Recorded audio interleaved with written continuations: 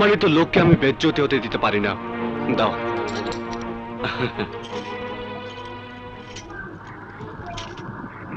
এই যে নিন, আপনি স্বপ্নাকে এ পর্যন্ত যা যা দিয়েছেন তা সবই আপনাকে স্বপ্না ফিরিয়ে দিয়েছে। এবার আপনি সম্মানের সাথে স্বপ্নাকে তার ইজ্জত ফিরিয়ে দিন।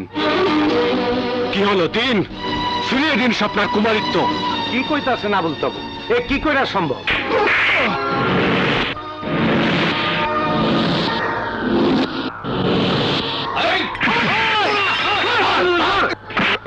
ওই হারামির বাচ্চা, তোর মা তোর বাবাকে কখন ইজ্জত গিফট করেছিল? বল বল, একটা মেয়ে কখন একজন পুরুষকে নারীর সবচেয়ে অমূল্য সম্পদ তার ইজ্জত গিফট করে? বল। দেখ, আমি কিন্তু পুলিশের লোক, তোর আমি। পুলিশ বলে কি তুই আইনের ঊর্ধ্বে?